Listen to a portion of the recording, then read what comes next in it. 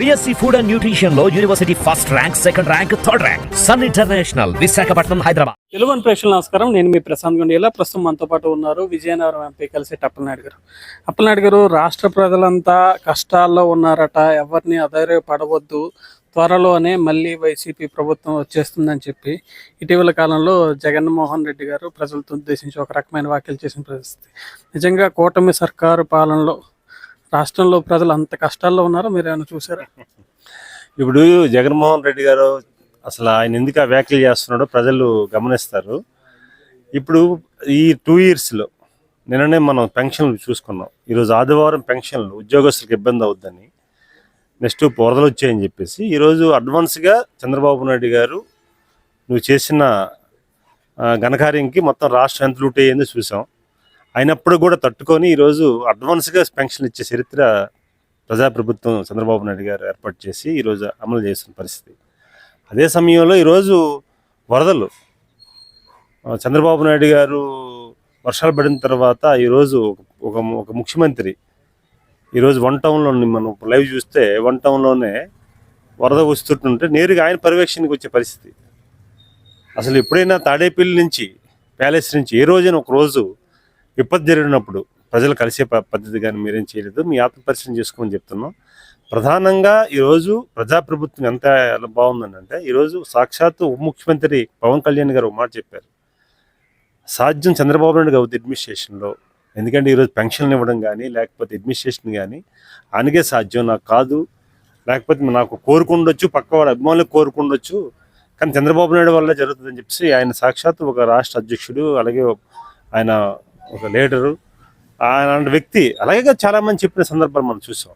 అదే జగన్మోహన్ రెడ్డి గారు ఈరోజు ఒత్తిడిలో ఉన్నారు. ఆయన ఒక పక్క ఆయన వ్యతిరేకించిన ఇంట్లో వాళ్ళు అవ్వచ్చు, లేకపోతే వాళ్ళ పార్టీ నాయకులు అవ్వచ్చు, పబ్లిక్ అవ్వచ్చు, ఒకేసారి నా మీద ఏంటి అట్లా ఇదైందనేది ఒక ఆలోచనతో ఉన్నారు. ఏదైనా మాట్లాడడానికి దానికి మనం కౌంటర్ ఇవ్వాల్సి ఉన్నది. కానీ ఈరోజు చంద్రబాబు నాయుడు గారికి ఆయన పరిపాలన దక్షత ఎలా ఉందో ప్రత్యక్షంగా ప్రజలు చూశారు, ప్రజలు కూడా ఆలోచిస్తున్నారు. అందుకే 100% ప్రజాప్రభుత్వం ఇది పరిపూర్ణంగా 5 ఏళ్ళు కాదు, 100% ఈ కాంబినేషన్లో 25 ఏళ్ళు ముందు వెళ్తుందనేది ఆలోచిస్తున్నాం. కలిసెట్టి అప్పలనాయుడు చెప్తున్నారు 25 ఏళ్ళు ముందు వెళ్ళాలనే ప్రణాళికతో మేము వెళ్తున్నామని.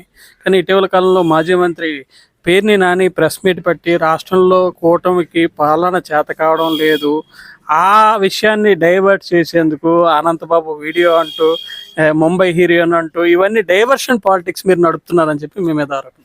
అసలు తెలుగుదేశం ప్రభుత్వానికి కానీ ఎన్డీఏ కూటమి ప్రభుత్వానికి కానీ పార్టీకి కానీ నాయకత్వం కానీ పైనుంచి కింద వరకు ఎవరికి కూడా ఎప్పుడు ఏ సందర్భాల్లో కూడా ఆలోచన రాదు, చేయరు కూడా. ఎందుకంటే వర్క్ మైండ్. పబ్లిక్ మనకి బాధ్యత ఇచ్చారు, ఇంత మెజారిటీ ఇచ్చారంటే బాధ్యత ఇచ్చారు కనుక మనం ఏం చేయాలి. ఎందుకంటే అది చంద్రబాబు నాయుడు గారి మాటల్లో కానీ, పవన్ గారి మాటల్లో కానీ, లోకేష్ గారి మాటల్లో కానీ, లేకపోతే బీజేపీ నాయకులత్వం వారి మాటల్లో కానీ ఒకటే మాట చెప్తున్నారు, 100% ప్రజలు చాలా ఎక్స్పెక్టేషన్తో ఉన్నారు. ఎందుకంటే క్లీన్ స్వీప్ ఇవ్వడంతో పాటు భారీ మెజార్టీతో ఒక అభ్యర్థికి ఇచ్చారు.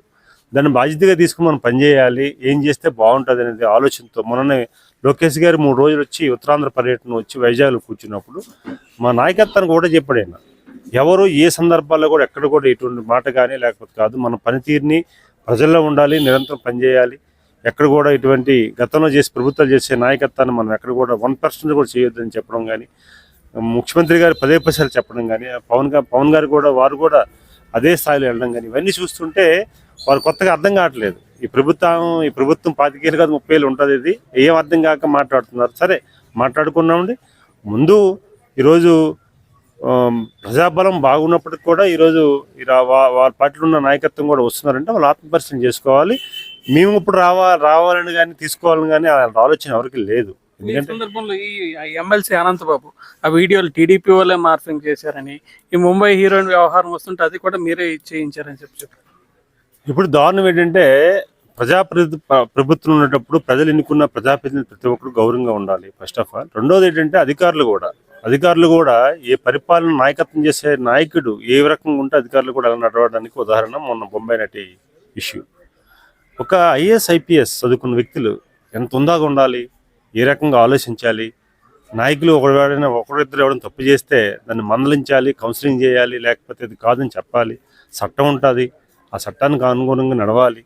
అలా కూడా చేయడం అనేది బాధాకరమైన విషయం. ఎందుకంటే ఎవరైనా సరే ఈ సమాజంలో భారతదేశంలో అవ్వచ్చు, ప్రపంచంలో అవ్వచ్చు, మహిళే మనం గౌరవించుకొని పోవాలి. అదే సమయంలో ఎలా చేయడం అనేది కూడా చూస్తున్నాం. అందుకే ఓ రకం చెప్పాలంటే 5 ఏళ్ళలో రాష్ట్రం అంతా కూడా అట్టడుగుపోయింది ఒక పక్క అయితే, ఇంకో పక్క కూడా పరువు తీసే పరిస్థితి కార్యక్రమాలు కూడా చేయడం అనేది బాధాకరం. ప్రస్తుతం రాష్ట్రం అంతా నామినేటెడ్ పదవుల హడావిడి నడుస్తోంది. కూటమి పార్టీల మధ్య లెక్కలేమైనా తేలేవో. సీనియర్ నేతగా ఏంటి పదవులు పొందారు, క్లారిటీ ఇస్తారు. లోకేష్ గారు, బాబు గారు, పవన్ గారు, బీజేపీ అధ్యక్షురాలు పురంధేశ్వరి గారు అవ్వచ్చు, వీరందరూ కూడా ఒక లైన్లో ఉన్నారు. ఎందుకంటే కూటమిలో పనిచేసే నాయకత్వం, ఎవరైతే బూత్ లెవెల్లో పనిచేసే నాయకత్వం ఎవరున్నారో ఐడెంటిఫై చేశారు. బూత్లో సంబంధించి గత ఎన్నికల్లో 5 ఏళ్ళు ఎవరైతే సఫర్ అయ్యారో, 5 ఏళ్ళ తర్వాత బూత్లో ఎలక్షన్ టైంలో ఎలా వర్క్ చేశారు, నాయకత్వాన్ని గ్రామ స్థాయిని ఎట్లా చేశారు, మండల స్థాయిలో ఎలా చేశారు, నియోజకవర్గ స్థాయిలో ఏం చేశారు, అభ్యర్థులకు ఎవరెవరు సహకరించారు, ఎవరెవరు ఓన్ చేసుకొని వర్క్ చేశారు, ఇవన్నీ కూడా డేటా తీసుకొని ముగ్గురు కూడా సమన్వయం చేస్తున్నారు. 100% మొన్న ఎన్నికల్లో అభ్యర్థులు ఎలాగైతే ఎంపిక చేసి నిజాయితీగా పనిచేశారు, ప్రజలకి పార్టీకి ఎవరైతే ఎంపిక చేసి ఎలాగైతే 3 పార్టీలు కూడా ఇచ్చారో 100% నామినేటెడ్ పోస్టులు కూడా అలాగే వస్తాయని ఆశిస్తున్నాం. లోకేష్ గారు అయితే తెలుగుదేశం పార్టీ తరఫున అయితే లోకేష్ గారు చాలా గ్రౌండ్ వర్క్ చేస్తున్నారు. బాబు గారు కూడా క్లీన్గా ఉన్నారు. ఎందుకంటే ఈరోజు ముఖ్యమంత్రిగా అడ్మినిస్ట్రేషన్ ఉన్నప్పుడు కూడా పార్టీ ఆఫీస్కి వెళ్ళి గ్రీవెన్స్ చూసుకొని, ఆయనంతా ఒత్తిడిలో కూడా గ్రీవెన్స్ చూసుకొని ప్రతి కార్యకర్తను ఎట్లా తీసుకోవాలని చేస్తున్నాడు. అందుకే 100% న్యాయం జరుగుతుంది. ఎవరైతే ఆశావాదులు ఉన్నారో వాళ్ళందరికీ మంచి జరుగుతుంది అనేది నా ఆలోచన. ఎప్పుడు సార్ ఇది ఫైనల్ అవుతుంది? ఏమైనా డేట్ అనుకుంటున్నారా? డేట్ ఏం అనుకోవడం కంటే ఏంటంటే ఎప్పుడు రావచ్చు, కానీ దాని మీద కసరత్తు చేస్తున్నారు, పిన్ టు పిన్ చూస్తున్నారు. ఒకప్పుడు నాయకులు చెప్తే సిఫార్సు చేసే పరిస్థితి నుంచి ఈరోజు నాయకులు చెప్పవసరం లేదు, ప్రజలే పరిస్థితి చెప్తుంది, కేటర్ చెప్తుంది. అలా నాయకులు గుర్తించాలని ఆలోచన వచ్చింది. అది మంచి ప్రక్రియ. ఎందుకంటే ఒకప్పుడు నేను ఒక ఎంపీగా ఉన్నాను, నాకు ఎవరో నచ్చకపోవచ్చు. నాకు నచ్చితే నేను ఒక లెటర్ ఇచ్చి, లేకపోతే నేను 5,000 చేసి వాడికి పోస్ట్ ఇవ్వడం వల్ల కష్టపడేవాడికి నష్టం జరిగే పరిస్థితి వస్తుంది. అందుకే ఇప్పుడు ఎంత ప్రక్రియ చంద్రబాబు నాయుడు గారు, నారా లోకేష్ గారు కావచ్చు, లేకపోతే పార్టీ పెద్దలు అవ్వచ్చు, ఒక లైన్కి వచ్చారు. పార్టీ కష్టపడే వాళ్ళు ఎవరున్నారు, అందుకే పేర్టీగా కొన్ని వ్యవస్థలు మారిపోయాయి.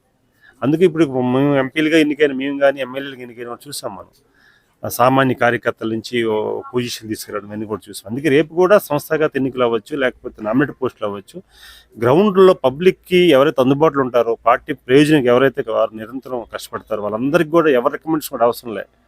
అందుకే నేను చాలామంది వస్తుంటే చెప్తున్నాను, నేను మీరు ఇంట్లో కూర్చోండి, మీరు ఎవరింటికి తిరగవసరం లేదు, మీరు ప్రజల కోసం పనిచేయండి. గతంలో ఏం పని చేశారు, పార్టీ పని చేయండి, పార్టీ మీ దగ్గరికి వస్తుంది, గుర్తిస్తుంది. ఆ ప్రక్రియ ఆల్రెడీ స్టార్ట్ అయిపోయింది. అందుకే నేను చాలా ప్రశాంతంగా ఉండమని చెప్తున్నాను. 100% నేను ఎగ్జాంపుల్. నేను ఏ 5,000 చేయలేదు, ఎక్కడికి పోలేదు. ఈరోజు బీఫార్మ్ ఇచ్చి, ఈరోజు గౌరవించి, ఈరోజు పార్లమెంట్ సభ్యులుగా చేశారు కదా. టాప్ టు బాటమ్ అంతా ఎలక్షన్ అంతా పార్టీ చేసింది, పార్టీ నాయకత్వం చేసింది. అందుకు 100% పార్టీని ఎలా ముందు తీసుకెళ్ళి ఆలోచిస్తే ఆ పార్టీ మిమ్మల్ని ఎలా కాపాడాలో పార్టీ చూసుకుంటుంది. ఫైనల్ క్వశ్చన్ సార్, అసలు కలిసెట్టి అప్పలనాయుడు గారికి కార్లు ఏమైనా పడడం లేదా? ఢిల్లీలో ఉంటే సైకిల్లో వెళ్ళిపోతున్నారు, విజయనగరం రిమోట్ ఏరియాలో తిరిగితే 2-వీలర్ మీద వెళ్ళిపోతున్నారు. ఏంటి కాన్సెప్ట్ ఏంటి? తెలుగుదేశం పార్టీయే సామాన్యుడిది, తెలుగుదేశం పార్టీ ప్రభుత్వం సామాన్యుడికి అందుబాటులో ఉండే పార్టీ. ఈరోజు మనం కూడా ఎక్కడున్నా, ఢిల్లీలో ఉన్నా, గల్లీలో ఉన్నా, టౌన్లో ఉన్నా సరే సామాన్యుడిగా జీవించాలి. ప్రధానంగా రైతు బిడ్డను, నేను రైతు బ్యాక్గ్రౌండ్కి వచ్చాను కనుక ఖచ్చితంగా ప్రతి ఒక్కరికి అందుబాటులో ఉండాలి. ప్రతి ఒక్కరికి మనం ఢిల్లీలో ఒక పార్లమెంట్ సభ్యుడు అంటే ఢిల్లీలో కూర్చొని ఏదో పైరువీలు చేయడం కంటే ప్రధానంగా గ్రామీణ ప్రాంతాలకు సంబంధించి కొంతమంది నాయకత్వం ఉన్నారు, వారిని అందరం కూడా స్ఫూర్తిని తీసుకోవాలి. చంద్రబాబు నాయుడు వ్యక్తే ఈరోజు ప్రపంచంలో ఒక గుర్తుపున్న నేతే గ్రౌండ్లో వచ్చి పనిచేసేటప్పుడు మనం కూడా చేయాలని తపన. అందుకే ఎక్కడికి వెళ్ళిన గ్రామాల ఐడెంటిఫికేషన్ ఏవైతే ఉన్నాయో ఆ గ్రామాలకు వెళ్ళడం, ఆ గ్రామాలకు వెళ్ళేటప్పుడు ఒక భరోసా కల్పించడం. ప్రధానంగా మేము ఓట్లేసి గెలిపించాం, ఒక పార్లమెంట్ సభ్యుడు చేసాం, లేకపోతే ఒక శాసనసభ్యుడిని చేసాం, మా దగ్గరికి వచ్చి పని చేస్తున్నారు, వీళ్ళు వర్క్ చేస్తున్నారు, బాధ్యతతో పని చేస్తున్నారు అనేది రావడం అనేది. మనం ఒక రోజే కష్టపడతాం, కానీ వాళ్ళు రోజు నిరంతరం స్వాతంత్రం వచ్చి నుంచి కూడా ఆ పల్లెల్లో, ఆ గ్రామీణ గిరిజన ప్రాంతాల్లో వాళ్ళు నిరంతరం అదే జీవన ఇది. అందుకే ఒకసారి వెళ్ళి చూసి వచ్చాం. ఆ రోజు దాదాపు 4-5 అవర్స్ పట్టింది. అయినప్పటికి కూడా గ్రామీణ ప్రాంతాలు మెరుగుపడాలనేది ఒకటి, గిరిజన ప్రాంతాలు మెరుగుపడాలనేది భరోసా కల్పించాం. గతంలో ఎప్పుడు లేని విధంగా గిరిజన ప్రాంతాల్లో తెలుగుదేశం పార్టీకి కానీ ఎన్డీఏ కూటమి కానీ భారీ మెజార్టీ ఇచ్చింది, మద్దతు ఇచ్చారు. వాళ్ళకు భరోసా ఇవ్వాలన్న ఆలోచనతో అలాగ వెళ్ళాం. ఖచ్చితంగా అది ఎక్కడైనా సరే బ్యాక్గ్రౌండ్ గ్రామీణ ప్రాంతం నుంచి వెళ్ళాం కనుక, రైతు కుటుంబం కనుక ఆ యాంగిల్లో వర్క్ చేస్తున్నాం. రైతు కుటుంబం చంద్రబాబు నాయుడు స్ఫూర్తితో ఇలా రిమోట్ ఏరియాల్లో కూడా వెళ్ళి అక్కడ అభివృద్ధికి అహర్నిశలు ప్రయత్నిస్తున్నారు. ఈ నేపథ్యంలో 2029 నాటికి విజయనగరం పార్లమెంట్ ఎలా ఉండబోతుంది?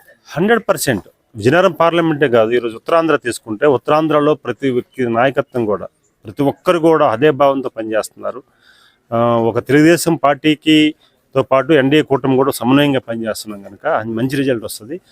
ముఖ్యంగా లోకేష్ గారు గ్రౌండ్ వర్క్ కావచ్చు, చంద్రబాబు నాయుడు గారు పరిపూర్ణమైన పరిపాలన అవ్వచ్చు, ఇవన్నీ బేస్ చేసుకొని తెలుగుదేశం పార్టీ మరింత డెవలప్ అయ్యే అవకాశాలు పూర్తిగా ఉన్నాయి. ఎందుకంటే ఇప్పుడు ఈ నమ్మకంతో, ఎందుకంటే ఓటు శాతం కూడా బాగా పెరిగింది.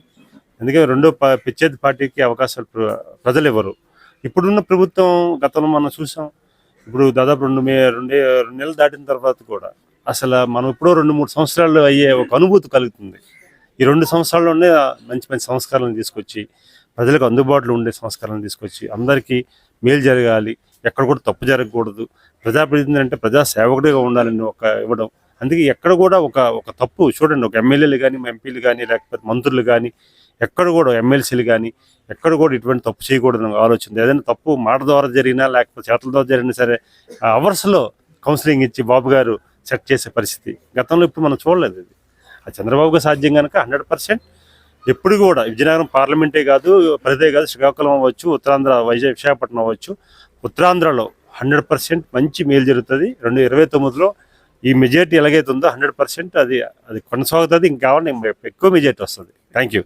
ఇది విజయనగరం ఎంపీ కలిసెట్టి అప్పలనాయుడు గారు చెప్తున్న మాట. 25 ఏళ్ల అభివృద్ధి అంచనాతో కూటమి సర్కారు దూసుకుపోతుంటే అనవసరపు ఆరోపణలు మాజీ ముఖ్యమంత్రి జగన్ చేస్తున్నారని చెప్పి కలిసెట్టి అప్పలనాయుడు ఆరోపిస్తున్నారు. ఇంకోవైపు ఏదైతే విజయనగరం పార్లమెంట్తో పాటు అన్ని ప్రాంతాల అభివృద్ధికి కూటమి సర్కారు కట్టుబడి ఉందని, అదే ప్లాన్తో వెళ్తుందని చెప్పి కలిసెట్టి అప్పలనాయుడు స్పష్టం చేస్తున్నారు. శ్రీకాకుళం జిల్లా చర్ల నుంచి ప్రశాంత్, తెలుగు న్యూస్.